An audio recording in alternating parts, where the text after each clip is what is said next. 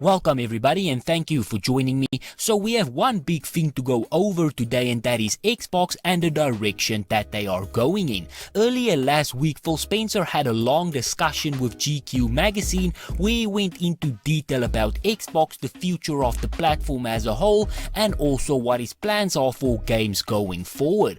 Phil Spencer in this interview addressed many issues. He went into detail about his thought process and even went into more detail about console exclusivity and his takes on it. He gave some great insight into the launch of the Xbox Series X and also the disaster that struck when they launched with no exclusive games. Leading into that, he also candidly spoke about Halo Infinite and what it meant for the platform when they lost such an important launch exclusive. The original Halo defined the original Xbox in 2001, pairing them together for another launch, poetry, but Xbox pushed it back to 2021 after reception to a gameplay showcase just 4 months before its initial release went viral, and not in a good way. As a result, Xbox launched with no major exclusive games to speak of. It is a major shortcoming compared to Sony, which launched with its PlayStation 5 with no fewer than 3 exclusive blockbuster games.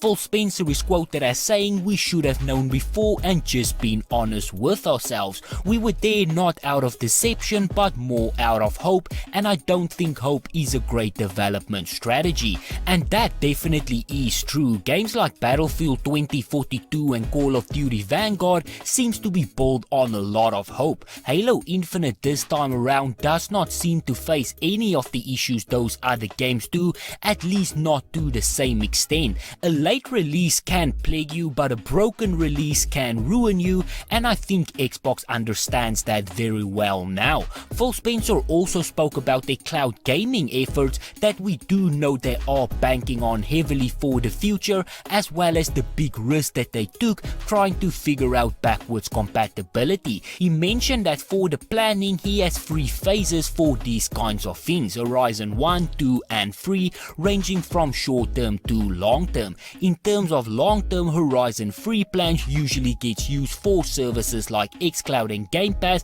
but as you can imagine, that is also where most of the risk lie. Kareem Chowdhury, the man leading Xbox cloud gaming efforts, is never more excited when he's making Phil Spencer uncomfortable with the Horizon 3 plays.